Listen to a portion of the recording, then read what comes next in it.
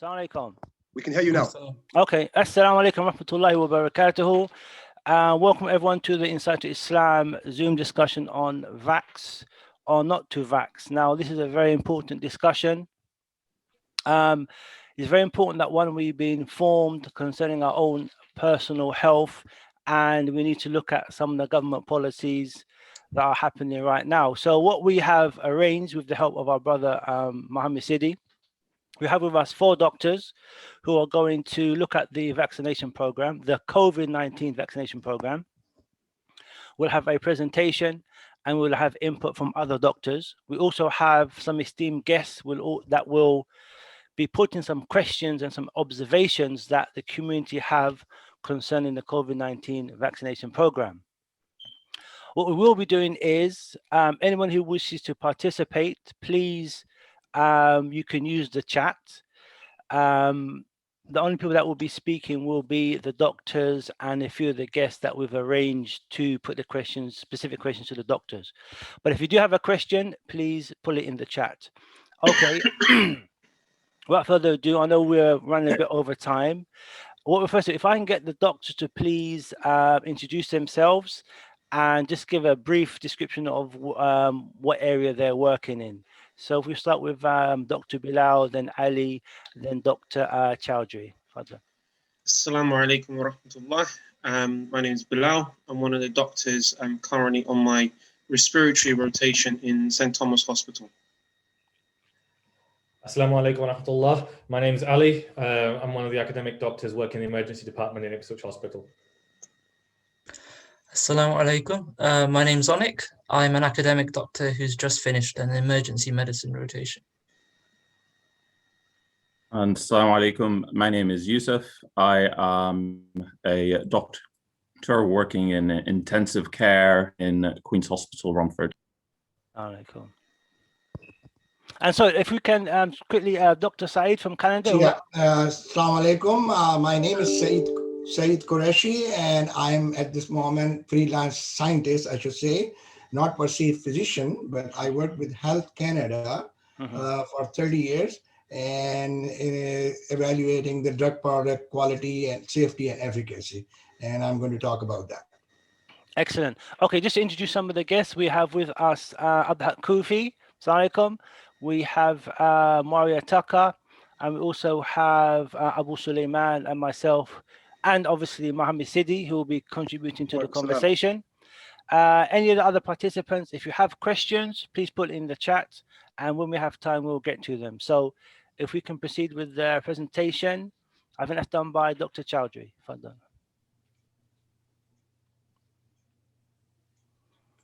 Fadlan. Assalamu alaikum, everyone. As per the... For a second. As per the presentation, I'm just trying to make it.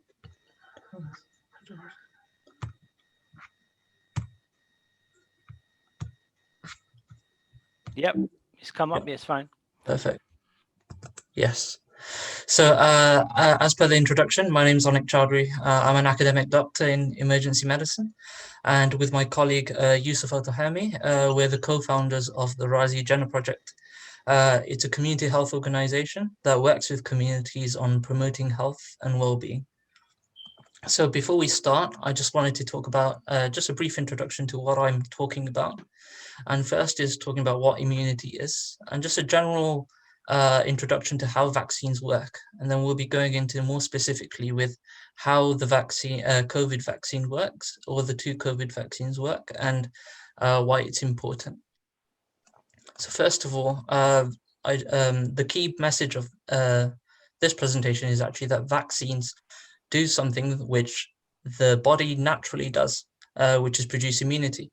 Now, during our day-to-day activities, we always come across, we can come across bacteria or viruses that can enter our body. The body has a natural way of detecting these organisms and fighting them and keeping a memory in case the disease comes back again. And that's why, for instance, we don't get most people don't get chickenpox more than once in their lifetime, because the body gets used to it and is able to fight it. And what vaccination does is it introduces small amounts of a virus or a bacteria that do not cause disease, so that the body is able to detect it, fight it, and produce memory, so that if the actual disease comes, or the person comes into the actual virus or the bacteria, it's able to fight it, and it prevents any of the actual disease processes coming into place.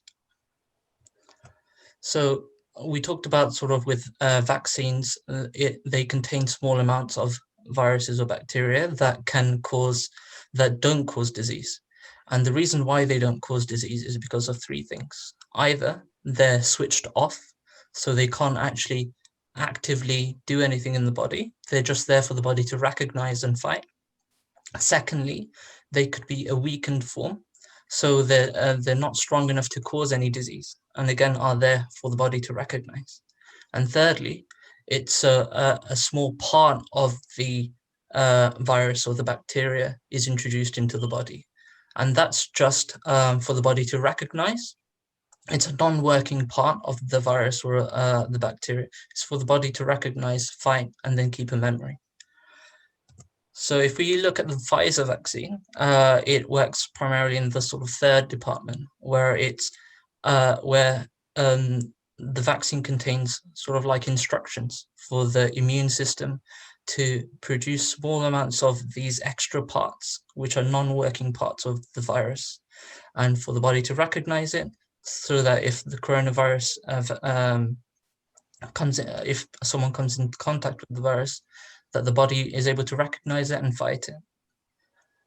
And the Oxford vaccine, which you will have heard of, contains a weakened form of a cold virus, which also provides instructions to the body to produce small amounts of these coronavirus parts, and it's for the body to recognize and again keep a memory of it. So these sort of parts of the virus are what we call the active component, and they're the part that the body recognizes and keeps a memory of. But in terms of ingredients of what a virus contains, there's a few other things.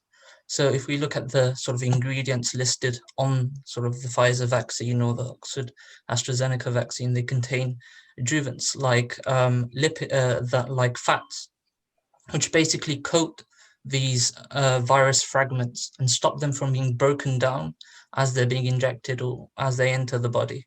And that's for them to last enough for the body to recognize them. The vaccines also contain salts, which are very small amounts, which are there to basically maintain the right acid-alkali balance for the vaccine to stay and to be preserved. And you may have some traces from production as well. So lastly, I just wanted to go through just a few myths and facts, and just think in your head whether it's true or not. So firstly, do vaccines cause infertility? And it's false. Of the recorded side effects or of a vaccine, they aren't known to cause infertility or anything long-lasting adversely on the body. Secondly, can vaccines have side effects? And the answer is yes. We're not here to say that the vaccines cannot cause side effects. The ones that have mainly been reported is initially you may get soreness around the injection site, or you may have very mild fever or some body aches, but they have been known to resolve very quickly after the vaccine's been administered. Thirdly, do vaccines have dangerous components? That's false. Vaccines can have ingredients such as what I listed, but they're in very small amounts, that they're not there to cause any effect on the body. The active components are there for the body to recognize and remember. And lastly, sorry, I went a bit ahead, but vaccines can make you catch the illness. And that is false, as you've seen. The active parts of a vaccine are inactive, and they're not there to actually cause disease in the body. They're just there for the body to recognize.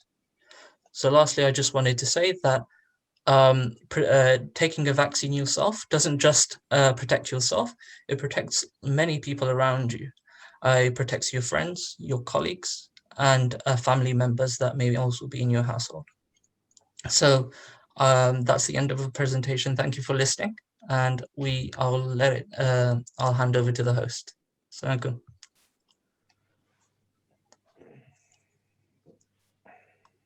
I'll just wait until Ismail comes back. Yeah, I'm here. Assalamu alaikum. So we just finished with that presentation, which lays the foundation for our discussion, really, inshallah ta'ala.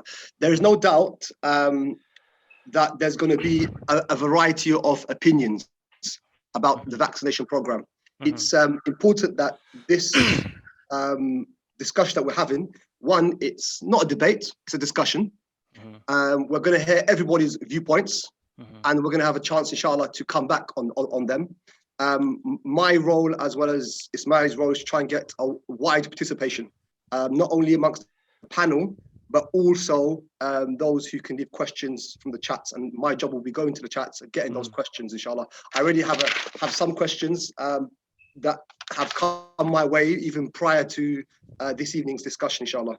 So from the questions I think that have arisen, and I think I'll start with Dr. Bilal, because I think Bilal, you said that you're just completed A&E, is that correct? Oh no, so I'm working in respiratory in St. Thomas's. Respiratory medicine. So okay, inshallah. So I think the first concern is which arises is the fact that this vaccine has come about very quickly from an idea to the production line. We usually know that there are phases.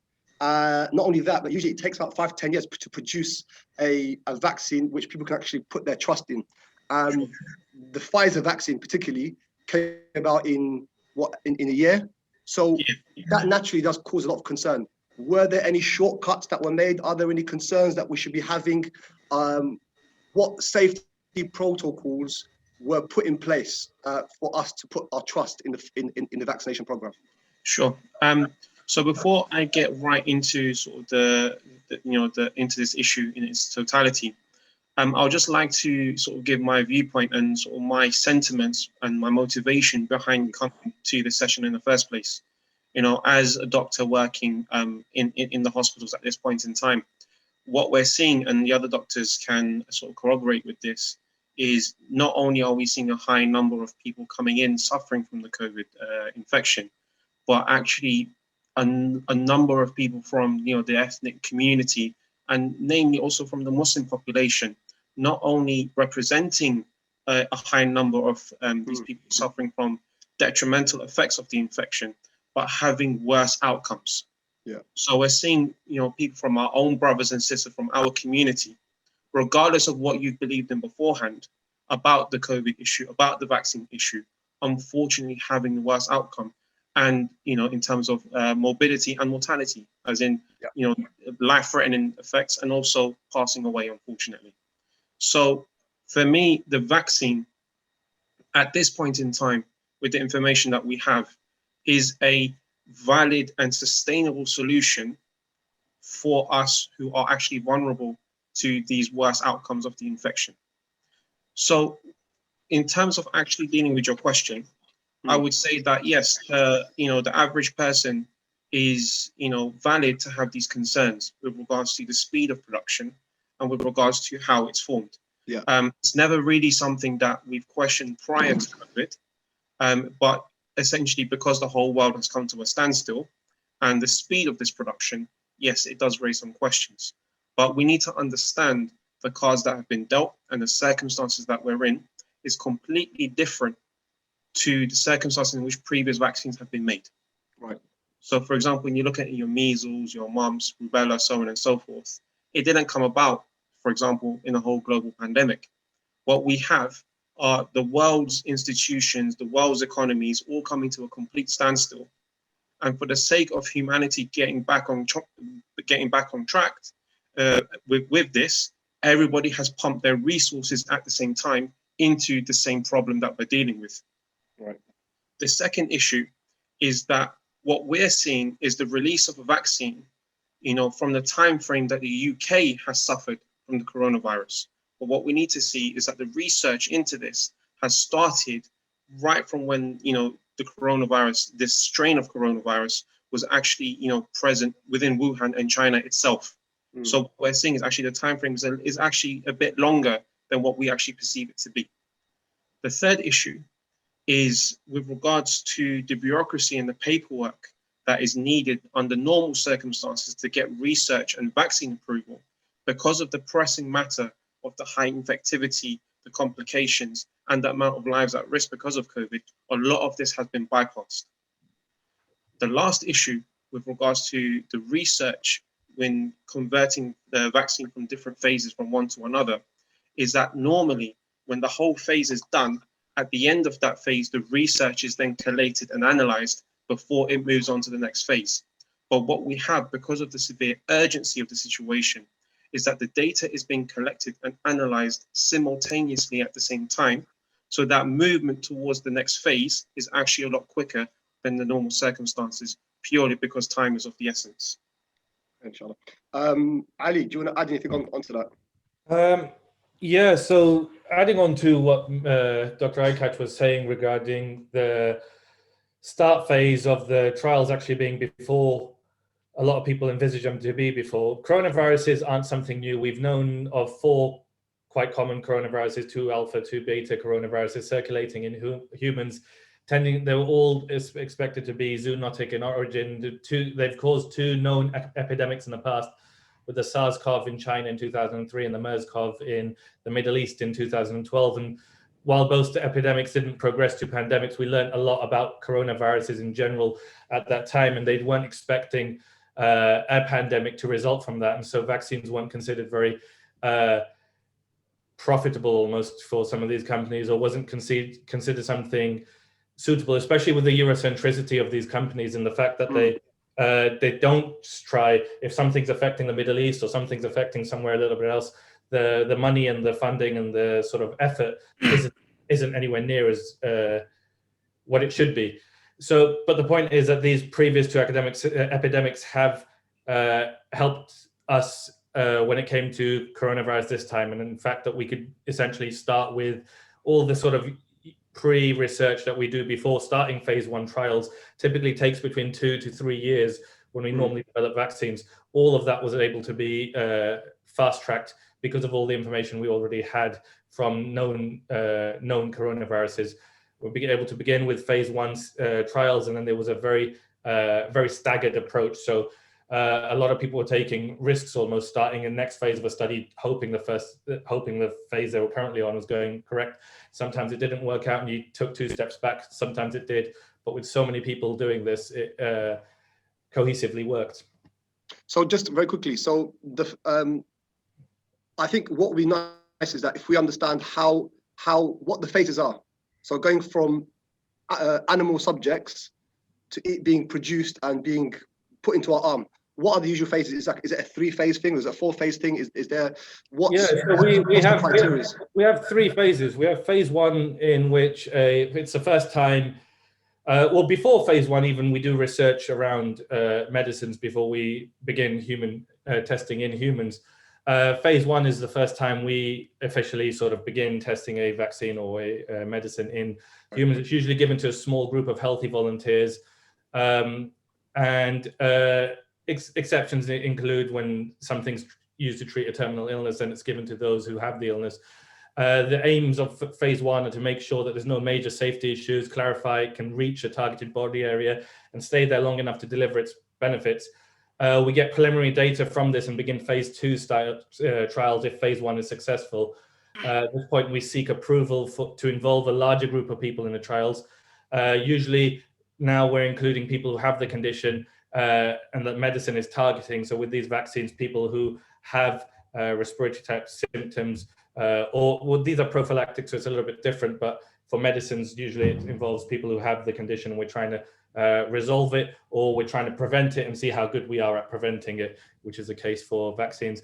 And then we move into phase 3 trials, which usually progress when phase 2 trials are very encouraging. That's when you start kicking off with phase 3 in much larger trials, often involving hundreds, but in this case, tens of thousands of participants coming from a range of different backgrounds, ethnicities, and trying to get a good sort of overview of how well the medicine is and the safety and the efficacy profile of it.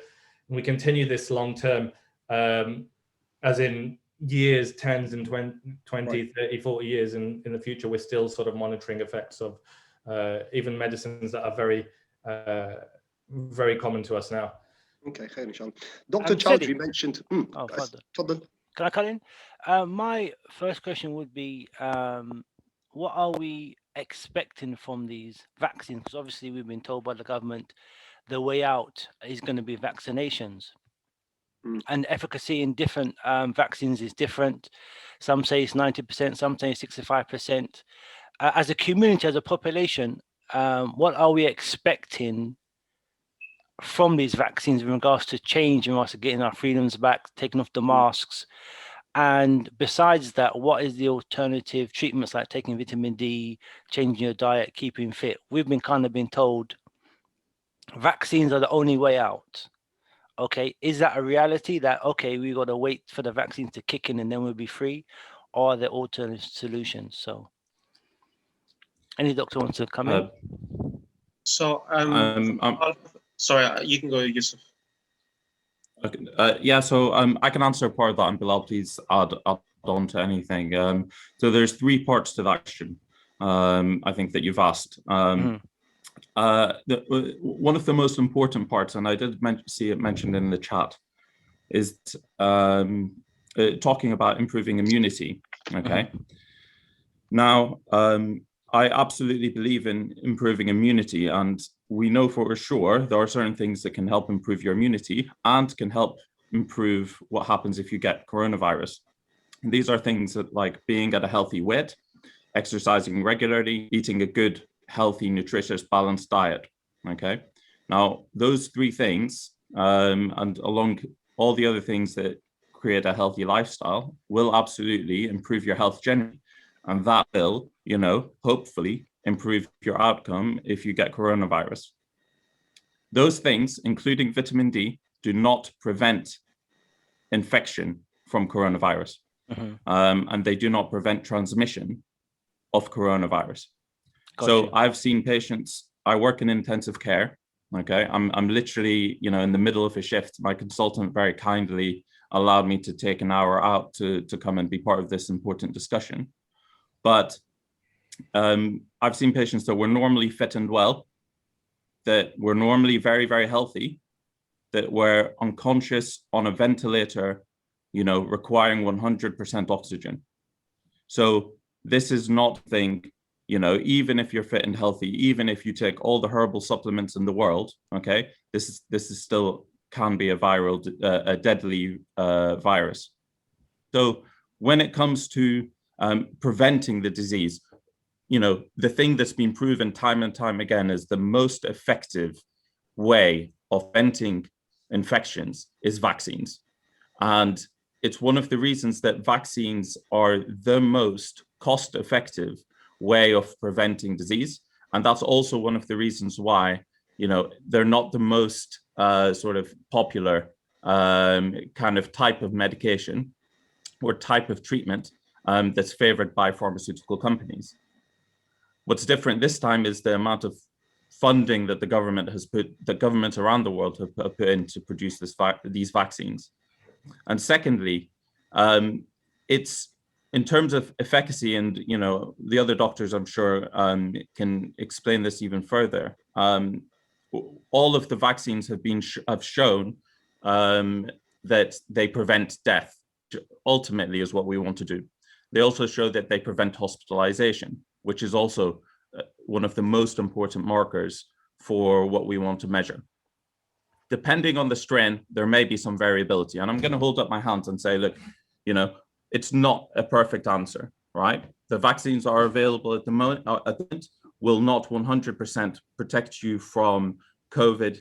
But what we can say is that if you have vaccine, even if you catch COVID, you're far less likely to end up in hospital and far, far, far less likely to die from the disease. Yeah, I would agree with everything that Yusuf has said, but there's a few things that I would like to touch upon.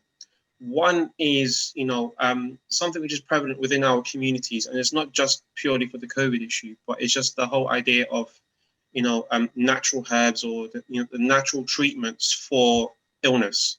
And part of this, I would say, is that actually, because we're alive at a time where most of these illnesses that we're now treating via vaccination would have eradicated a lot of the world, we don't have memory of the damage that it can do. So a simple thing, for example, is to look at, just Google images, the iron lung chambers for the polio infections in the past. Yeah, the way like we used to have wards in our hospitals purely for people who could not survive outside of these chambers because of the life-threatening polio vaccine. Now, because we live in a time where we're not suffering from these effects, we're beginning to question, is it actually beneficial at all? And by sort of diverting ourselves away from these sort of treatments, we're actually inviting the return of these kind of problems. The second issue, as Brother Yusuf had touched upon, is that, you know, when it comes to these natural herbs and remedies, it's not treating the risk factors that have been established to have a worse outcome with COVID-19. So, for example, having hypertension, having diabetes, having kidney problems, being overweight, the studies have all shown that if you have these risk factors, regardless of your age, you're more likely to have either a life-threatening complication from COVID or that you're more likely to pass away. And so in our communities, yes, prevention is always better than cure. That is something that we all live by. But prevention for COVID in terms of its severity and its outcome is that actually we should not be diabetic. We should, you know, be fit and healthy. We should be exercising. We should be eating right in that sense. But at this point in time in our lives, when most of these conditions are running rampant within our community, the horse has already bolted. You know, that time has already left. So we need any help that we can get in reducing this, you know, the severities and the spread of the infection. And that solution at this point in time is the vaccine. Can I say, I'm just cutting. So from that, are you saying that any one of the vaccines stop, do they stop transmission? And there's another one, and they stop you from, they protect you from getting it in the first place, or do they just strengthen your immune system? So let me say again. Does it stop transmission? Does it stop you from getting it, or does it just help boost your immune system? First thing, if I could just mention as well on the point about vitamin D and sort of just being healthy and stuff. These are things we should be encouraging and be doing anyway. It's good to have as much vitamin C as you need as vitamin D, especially when we don't have much sunlight here. We're darker skinned, a lot of us in the BAME community. It's good to make sure we're replete in these vitamins, get it checked by your GP and make sure you have enough. Obviously, with medical supervision, because excessive amounts of supplementation can have negative consequences of their own. As for just something as well, I'd like to mention, it's mentioned in the comments I've just seen where they said COVID virus hasn't been isolated. It has many, many times. It's not something that hasn't. The reason I think there was a rumor that it hadn't, and that had come through something to do with Koch's postulates, which is an old sort of set of maxims that no longer apply to viruses. But that's a different discussion. As for can you be contagious after the vaccination, I'm going to be a little bit cautious here and say it likely depends on the reactogenicity to the vaccine. Everybody has different responses. What happens is the vaccine, if we're talking technically, small viruses can then re-enter, but what happens is if you have an immune response from a vaccine or from natural infection, you fight off that virus and it doesn't spread across your body and it doesn't cause disease. So can the disease reoccur is the main question. At the moment, it seems unlikely, or at least less than likely had one not been vaccinated. But there is some concern over the sort of type of antibodies and whether we're producing enough IgA antibodies with some of these vaccines and reactogenicity to natural infections and stuff. Some answers we'll find out in the future. There's also postulations over whether it will become something like the cold, and you can have sort of flu vaccines, where you get flu vaccines every year, and then with mutagenic shifts, etc., new variants can still infect someone. So some of that is still unanswered, and I'd rather be safer and not give a definitive answer and just sort of say, yeah, it seems unlikely, or at least less than likely had one not been vaccinated. Can I just bring in Muawiyah, inshallah, as well, because we have, I've realized Muawiyah and Brother Said haven't said anything, so I'll be bringing you both in shortly. So Muawiyah, any questions that you've picked up on from what's been said so far? Yeah, I had a few questions I want to ask, but I would like to ask him after the Brother Said gets to talk, because he's a specialist in the field, so I'll rather speak after him, inshallah. Okay. In which case, Brother Said, is it okay if we ask you a question? So, what from your experience, what are the benefits of the vaccine that you've seen? Okay, let me give you, if you allow me to talk a few minutes so that you understand where I'm coming from. That will help you understand better. So I'm a scientist and my background is chemistry, which is quite different than what you have heard so far. And I work with the pharmaceutical area, how they are evaluated for safety and efficacy and toxicity. And I work with animals, humans in developing products and evaluating, okay? So going into a lot of detail into it, my first question is, or I want to explain it. I want to put people in the physician area into comfort that why I am going to talk to them in their, or sort of put it a little bit on a questioning side. And I give you an example. For example, like, and it's to explain my view that when you go with your car to get the gas, and I think Britain version is petrol, you get the petrol from the meter, from the gas pump. And the meter actually gives you the reading, how much gas you have and how much you are going to pay for it. Now that's an analogy I often present to people, that is actually the whole very critical meter or test, you can say. If that meter or test is not accurate or not validated, the whole gas industry will be in big trouble. And this is where I'm coming from. And let me say, people are saying that they have COVID, and I hear my respectable doctor, physicians here, they have COVID, they have patients, they have all kind of symptoms, and ultimately they are suggesting the vaccine. But the question is, how do you determine the COVID is there? And then the claim is that COVID is caused by the virus. Okay, fair enough. But where is that virus? And I heard one of my respected physicians here, oh, it has been isolated many times. But with due respect, it is not. A virus has, particularly I'm limiting myself with the coronavirus, SARS-CoV-2 has never been isolated. Only way you can confirm this isolation is based on the test. If somebody wants to show me the virus is there, how they are going to show me? Either they are going to show me in a vial, in a tube, test tube. That's where the problem is. That is not there. The only thing is there is the swab sample. And the swab sample is a mixture of everything in the world. And I should use the word PCR here. I'm not going to go into a lot of technical details here, but I should request my respectable physicians here that please consider this PCR test does not belong to physician area. It belongs to the chemistry area.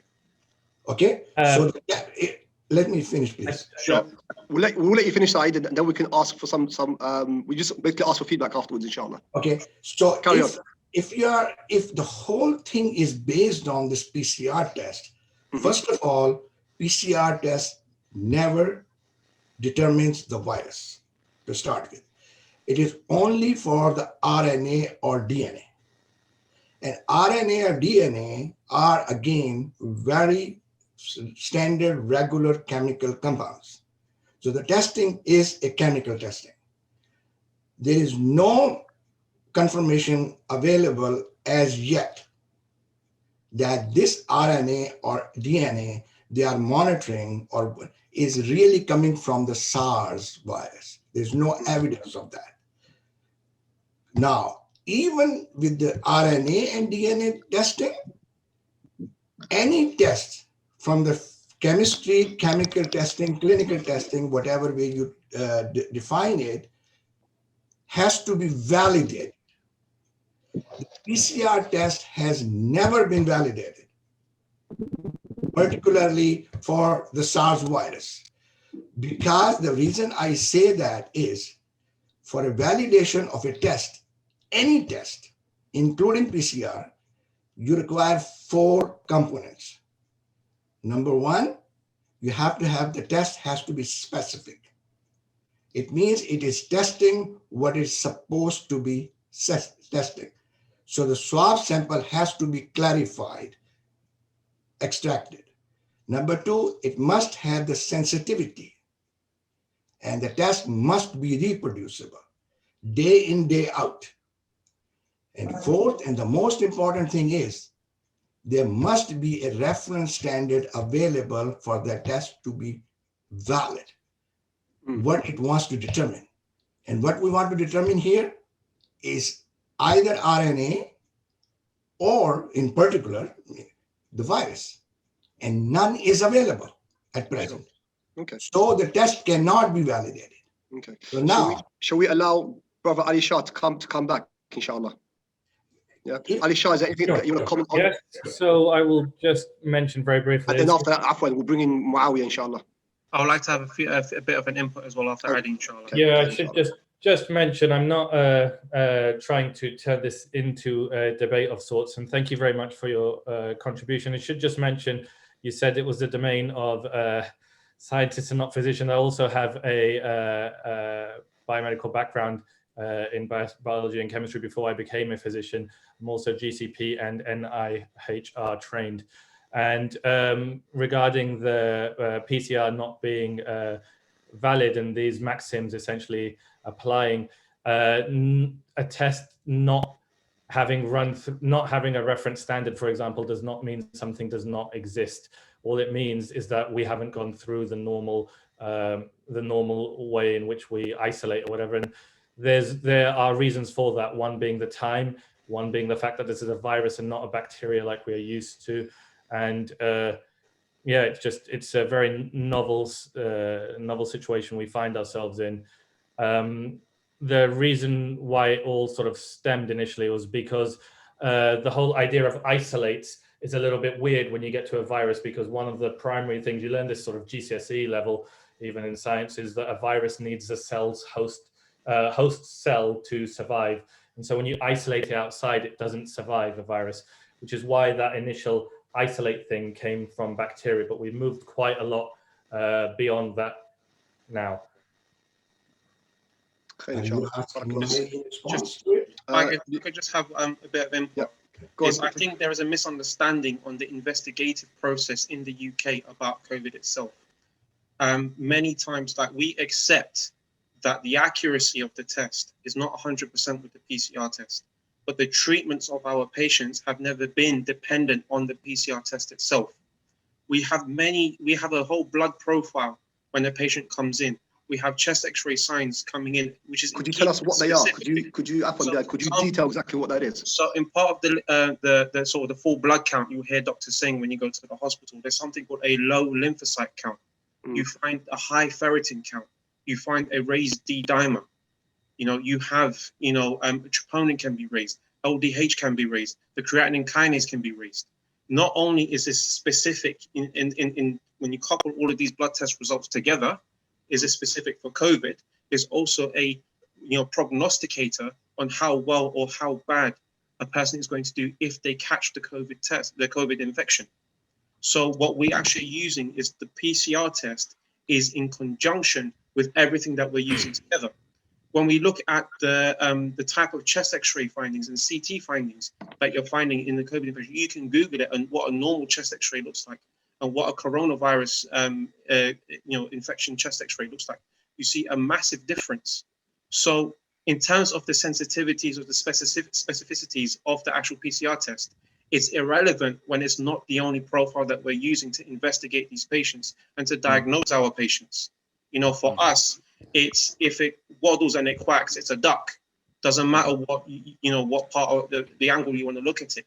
So this is what we're trying to say is, you know, with all due respect, that yes, we accept the inaccuracy sometimes of the negative PCR test. That's why, you know, I have personally treated patients who have a negative swab multiple times, but have these blood test profiles, have a chest X-ray and a CT scan in keeping with the COVID infection, and therefore we isolate the patient in the ward and treat that patient with dexamethasone steroids like it's a COVID infection.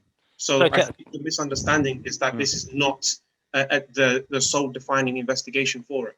Mm-hmm. So can I just cut in quickly? Yeah. I mean, this is a critical point where a lot of the skepticism has come from one, the accuracy of the PCR test and isolating the virus, and then we have what's happening on the ground in the hospitals. Obviously, we admit that there is some inaccuracies in the PCR test. There are some differing concerning the science and isolating the virus and what's going on in the hospitals. But I suppose the reality is what's happening on the ground, because obviously the rate of positive tests, the rate of deaths that we have from COVID, we're seeing this every single day, is used as a means to frighten the population, literally, right? But if we all admit, okay, the accuracy of the PCR tests, the accuracy of the cases is incorrect, or it's exaggerated. One second. But yet again, we see the doctors in the real world treating patients day in, day out. How do we balance that? Because obviously the portion of the population are skeptical. We admit PCR tests are not accurate, but on the other side, I'm treating COVID patients, 100 a day. How do we then balance this skepticism and also the reality on the ground? Fine. So I think let's put right at the beginning, let's put the on the ground scene, the grassroots level to one side, because people are going to say that that's just my story of what I see. I'm not woke. I don't know what's going on in terms of the bigger powers at play. I don't know who's introduced this, COVID vaccine, infection in the first place. But what I'm trying to say is the misunderstanding that the diagnosis of a coronavirus infection is purely by PCR is incorrect. Because what we do within healthcare, and this is well before the coronavirus infection became a pandemic, is something called clinical correlation. If somebody has a fever and a cough, and they're short of breath, they're requiring oxygen, and on the chest X-ray, I can see consolidation, I can see fluid, I can see a pleural effusion, I'm going to treat it like a chest infection. Such as in the middle of a widespread pandemic, which has broken the NHS, which hospitals have run out of oxygen for. Nothing that's happened in recent history before. Someone's coming with a fever, someone's coming with a cough, they've caught it from someone else who's been mingling outside. The chest X-ray shows fibrosis. The CT scan shows fibrosis. They're suffering from the complications of coronavirus, such as strokes and clots and, DVTs in the legs, for example. It is a coronavirus infection, regardless of what that PCR test says. And that comes from the knowledge of practicing medicine. And that's not something new as well, Dr. Vaccs, if you don't mind me adding. That's not something new just for coronavirus. There's a number of diseases in which clinical correlation is far more sensitive than specific, even radiological tests. We do have to gather all the evidence together when we do come up with a sort of a diagnosis for a patient. And we have PCR tests backing up, but we also have this huge wealth of clinical information now that's been thoroughly documented to aid diagnosis. Is it all right if we could bring in Yusuf? Because Yusuf is only with us for an hour and he's actually on call as we speak. He's actually in the doctor's office. So, Tafadhal, Yusuf. Yeah, Jazakallah khair. I do have to run away. I've got to get back to handover shortly. I just wanted to say, first of all, that we have nearly 100 people in this call, and I think that's fantastic. And it's also a sign people are, number one, interested, and number two, that, you know, there's a lot of confusion about what's going on. And I'll be completely honest with everyone in the call that I'm not an expert on vaccines. I'm not an expert on, you know, on microbiology. Okay, all I am is I'm a doctor. I can see what's in front of me with my own eyes in my intensive care unit, and I can see the patients that I'm dealing with on a daily basis.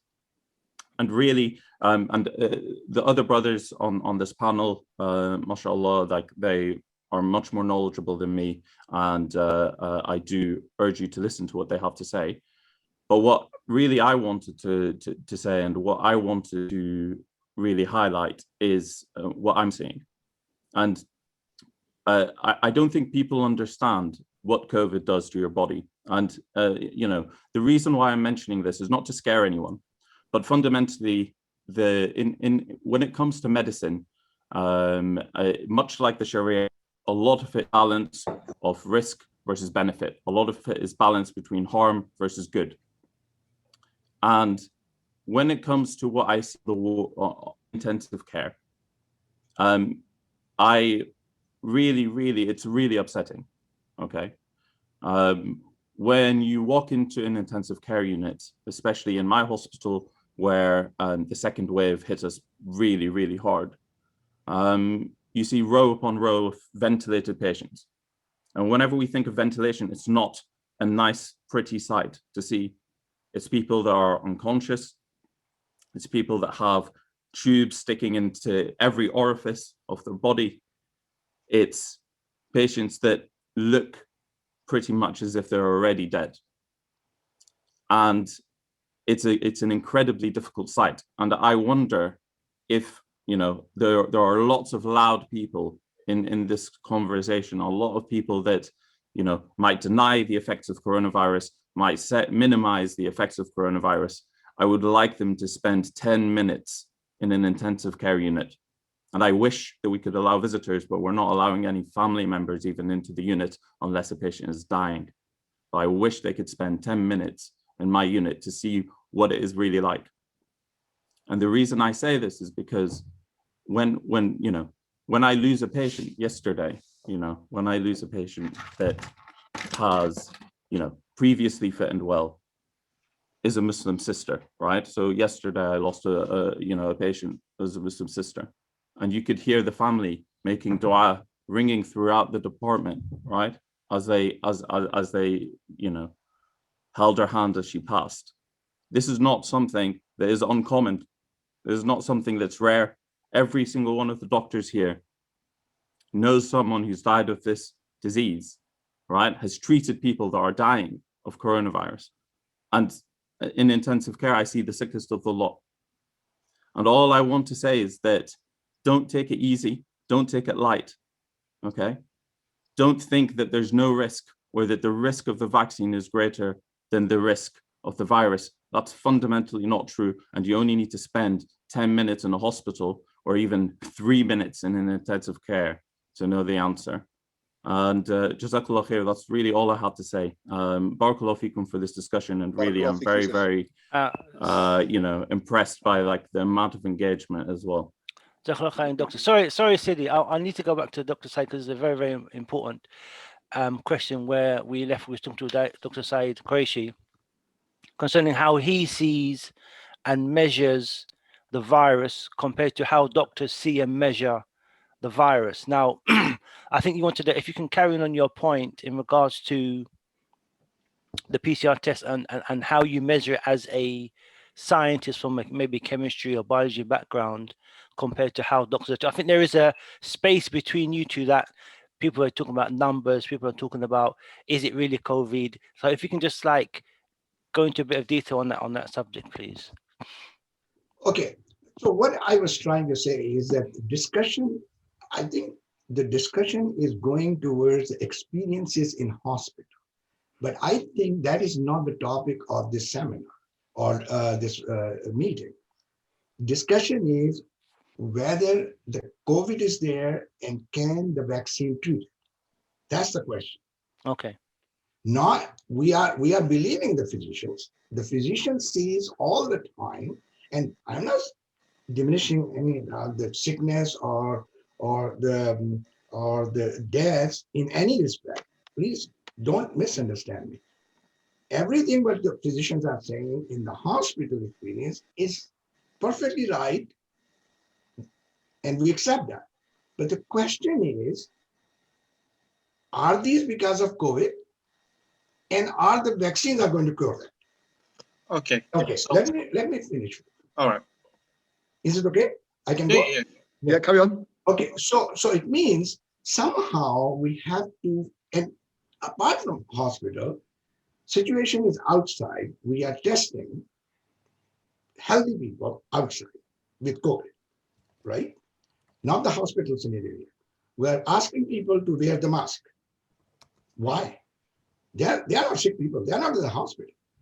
And then we are locking down in the houses because we are trying to protect them from the COVID. And that's what my discussion or view is, how we are monitoring that COVID. Hospital aside, when people are sick, they are going there and you are responsible and you are doing a fantastic job taking care of them. But how we are in the public deciding a person has a COVID or not, a person is infected or not, or asymptomatic or not. And that is based on testing. Even with the vaccine, how even vaccine come after, even using masks. People are saying wearing mask is protect you from COVID, which means indirectly from the virus. How we are measuring that? And I have described that, all those things on my website. Even today, there is no scientific evidence available that SARS or COVID or virus can protect you from wearing the mask. Absolutely no. Simple experiment can be done. Simple experiment can be done. How? Take the mask, take a tube, blow your air with some virus in it, air, and measure the virus on the other side of the mask, before and after, and see if the mask protects you. But you can't do that because there's no virus available to do Sorry, that. Said, just want to know, so are you saying because the mask cannot protect us against COVID, therefore there is no COVID? Is that what you're trying to say? No. I'm saying we don't have the sample of the virus, so we are not sure whether masks are protecting us or not. And I'm extending that, and the same thing is if we do not have a sample of the virus, how could we decide it? How we have decided that the vaccine are going to protect us?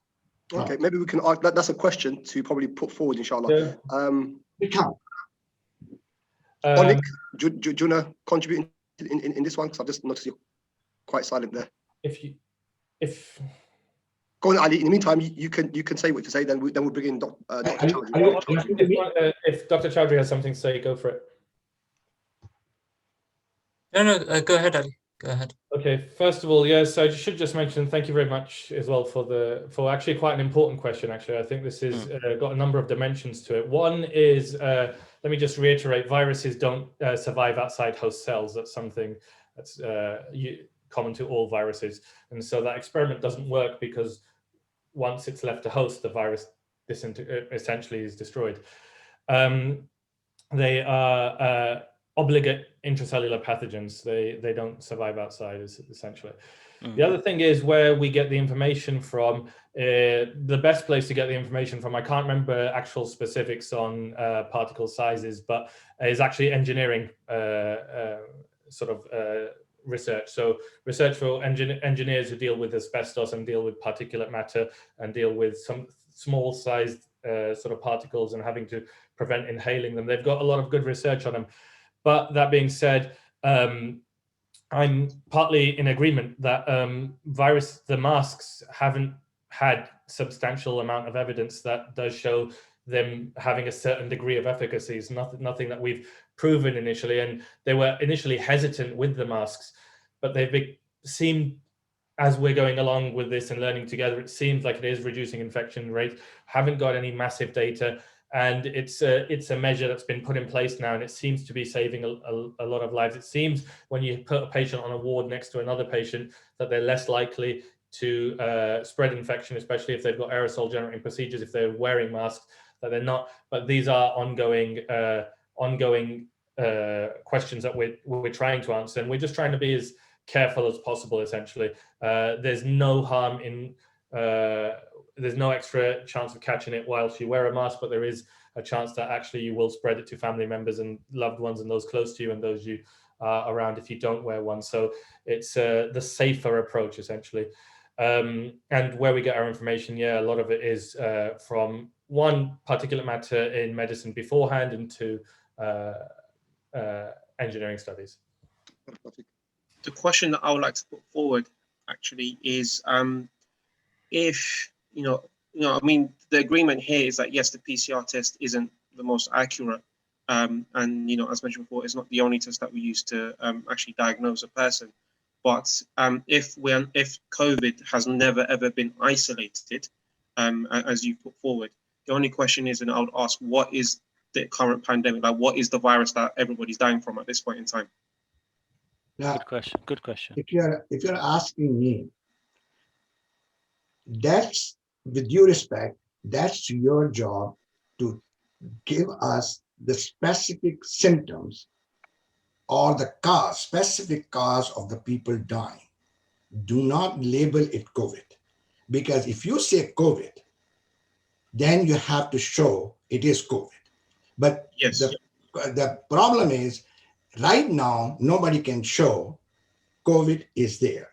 And that's why I'm saying to you, saying to you in generic term, I am requesting the physician that, sure enough, and I wrote an article as well about that people are suffering for sure. And you see it in the hospital. But the thing is this,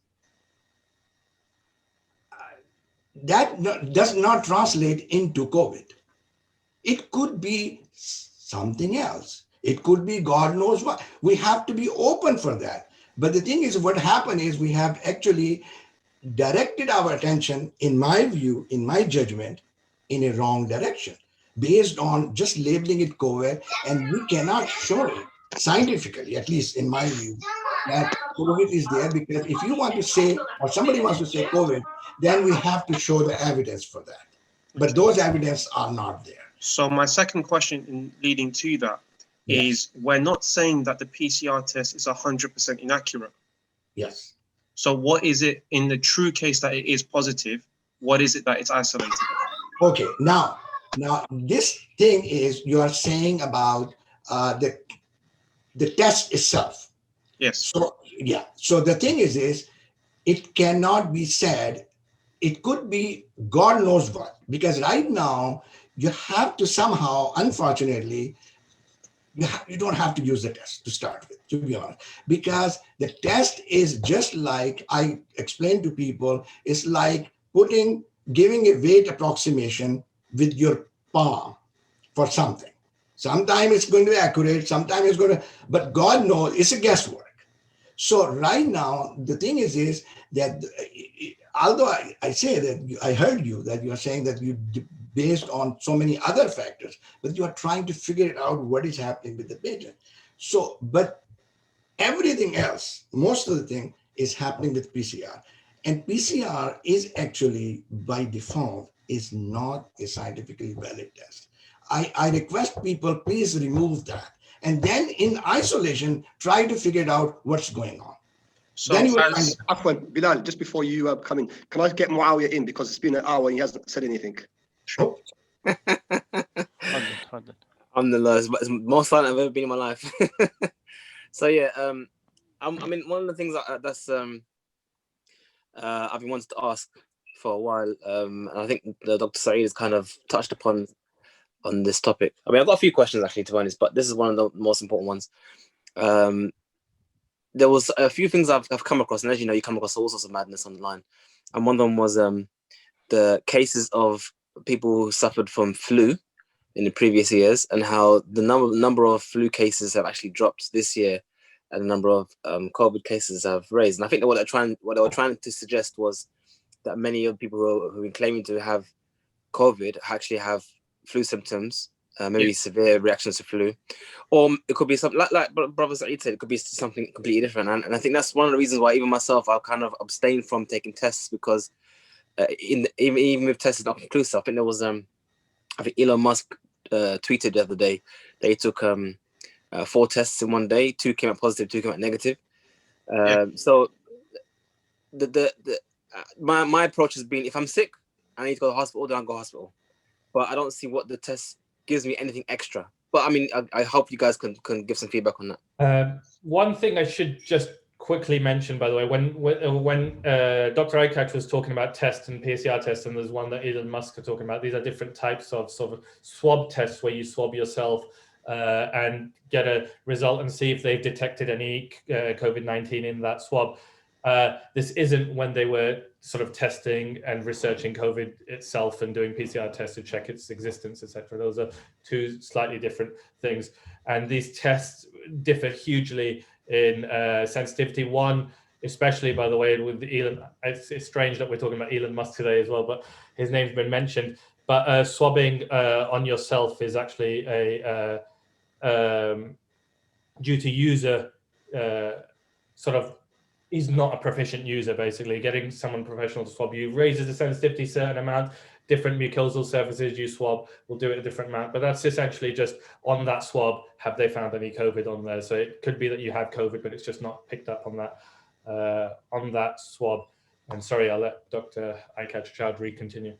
Can I interject here one important point? Just 1 second, Dr. Said. I feel like I need to get things back on track, because I think we're going back in terms of talking about whether COVID exists. I think we've kind of moved on from there. We're talking about the vaccination and concerns about vaccinations. So I just want to get back on track, but I did allow that diversion because I felt that it was quite useful to go there. Can I just ask an open question, if that's okay? And that is, part of the hesitation that people have about being vaccinated is a few things, but what I've heard a lot about is that if I get vaccinated, what are the side effects? That's the first thing. So side effects. And then secondly, if I do get vaccinated, what is the protection that I get? What's the guaranteed level of protection? And from the chats, do I still have to distance myself 2 meters? Do I still have to wear a mask? If so, then what's the point of getting the vaccination? Fine. So I'll handle the first part in terms of the side effect profile, and I'll let Brother Ali, inshallah, to deal with the actual research in terms of the how resistant. I think we'll get Dr. Chowdhury to make inshallah, a no problem. So in terms of the side, like as a blanket statement, there is no medical treatment that is free of side effects. That's something that we need to understand. We're not here trying to propel this information to say that it's 100% completely safe, because for any treatment that has been made, that's just completely false. For example, paracetamol in the wrong person can cause liver failure, something that can be easily taken every single day. So that's the first proponent here. The second issue, in terms of the actual side effect profile, people have reported that, for example, they've had a very sore arm for 24 hours. And that, for example, you can get some milder symptoms within the first 24 to 48 hours of the COVID infection, such as fevers, muscle pain, tiredness, so on and so forth. But that swiftly recovers. I've seen a question in the comments section about, some people who have, died post-vaccination. And obviously, as mentioned before, there is no, completely risk-free treatment for anything out there. But this situation is as well, is that when we look at the research at hand, for example, for the Pfizer vaccine, just to use it as an example, not as an advertiser, but just as an example, for its studies, over 42,000 people had been tested. If we look at a percentage of the negative outcomes from it versus the amount of people that have had, a completely normal profile from it, it is extremely, extremely small. But when we look at the COVID infection itself and the risks you get from that, those risks are actually far higher. So I can only say, in terms of the risks versus benefits, the vaccine is safer than actually catching COVID itself. Okay. Dr. Chowdhury? Jazakallah khair. and thank you everyone for your contributions. I think the question about sort of what the intentions of vaccination are is, it comes back to the sort of the basics of what vaccinations do, and it's part of the fact is that the vaccine contains sort of parts of sort of the proteins of a coronavirus or other viruses or bacteria that the body is able to sort of recognize and be able to fight against. The objective and the aim is that in those that have been vaccinated, if they do come across the vaccine, the body is able to recognize and fight it and show and essentially not become symptomatic and develop serious serious illness from sort of getting in contact from the COVID virus. And there's a lot of conversation about whether it still means that we need to wear masks or other things. I think the important thing is as people are getting vaccinated, it's still important to be able to sort of maintain good hygiene in terms of sort of wearing masks or washing hands. All of that's still very important. And I'll let Ali sort of discuss the sort of efficacy and the science, more of the research parts of it. Just to, as an extension to that then, that question, Brother Ali, is that not only the efficacy, but could you also just tell us what vaccines have now come into play? I know we've heard about the Oxford AstraZeneca, we've heard about the Moderna, we've heard about the Pfizer. Are there new ones that are in the, I presume there are new ones in the pipeline. Which ones are there? And is there a basis for people who can say, you know what, at the moment, I'm still quite confused, so I'm going to reserve judgment and wait a bit longer and maybe get something which is slightly newly improved later on down the pipeline?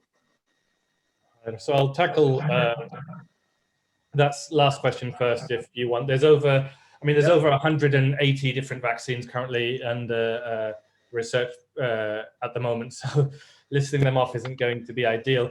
Number of big names, obviously bigger companies tend to have more money and get their research pushed further, but there's the Pfizer that we mentioned, there's Novavax, which has recently completed phase 3 trials and very promising in the UK. There's Moderna vaccines, AstraZeneca, there's CanSino, Sinopharm and Sinovac.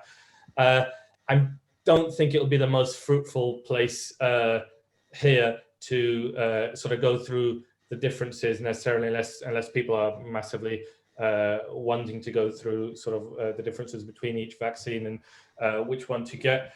Some are based on mRNA,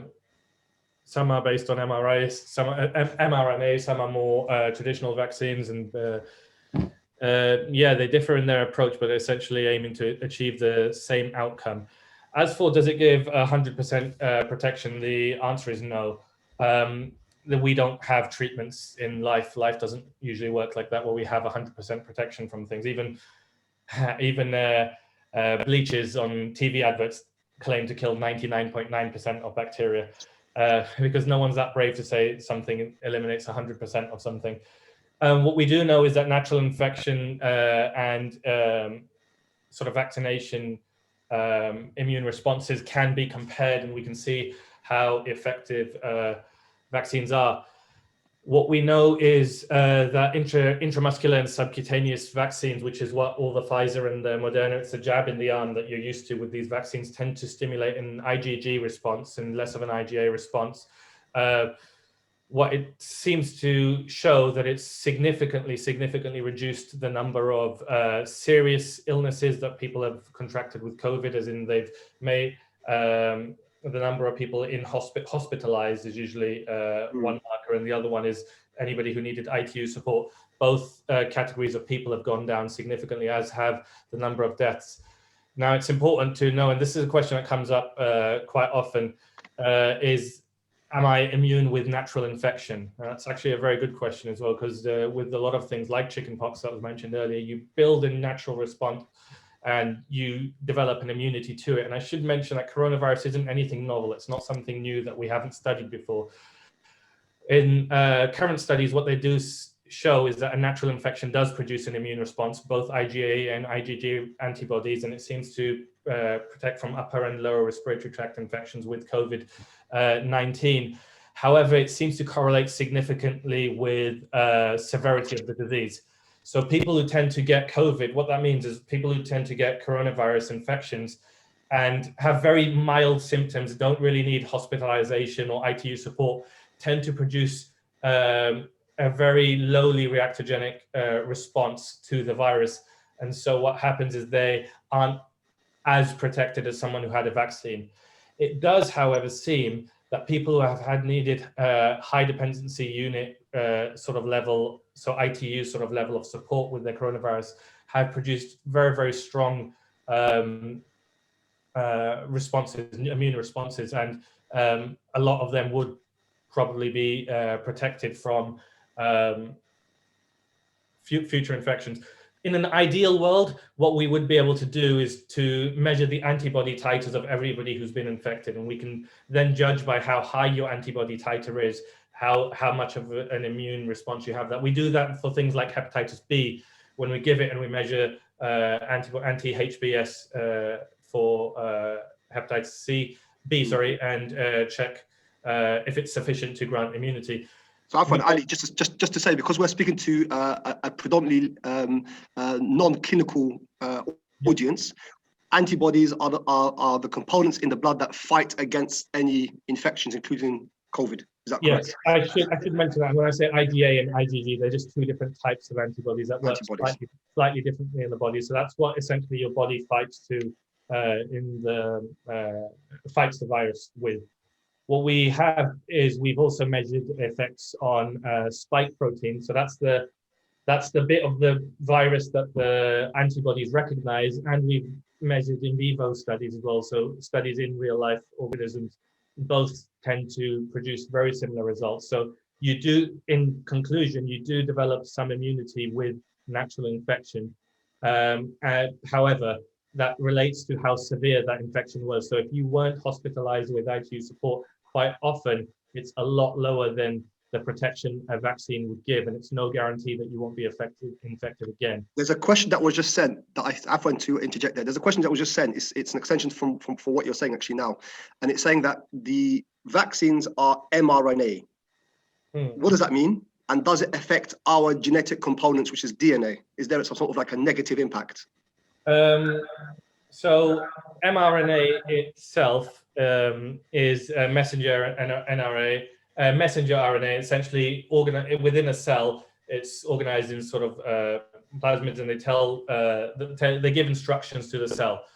Will it affect our DNA? No, that's not how mRNA works. Yeah, I mean. Ismail, do you have any questions before? Because I have a few questions, but they're around the BAME community, around censorship, around other things like that. But we'll discuss.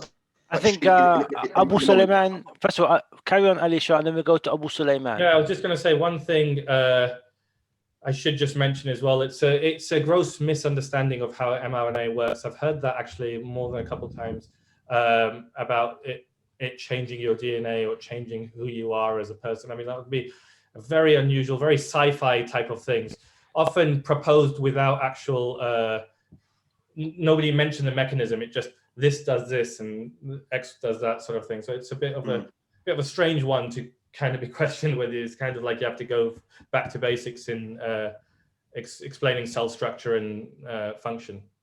Okay. Abu Sulaiman? Assalamu alaikum rahmatullahi wa barakatuh, all the doctors and everybody present. I'd just like to go to the crux of the matter, and I just want the doctors to basically, regarding the BAME community, and myself, somebody who works within the NHS, I've been tested to have the vaccine. And I've been tested positive for COVID, and my wife has been tested negative for COVID. So in relation to my positivity, is that I'm, according to what the doctors and, on the news reports they have mentioned, that if you have natural COVID, then you have more antibodies compared to the injection. But the issue at hand, the question I asked to the doctors and the brothers, is that have you looked into the ingredients of all the, vaccination that's coming? Are they all halal in terms of for the Muslim to have? And number two is that you get the food. I'm tired. Just mute. Can you just mute your mic, please?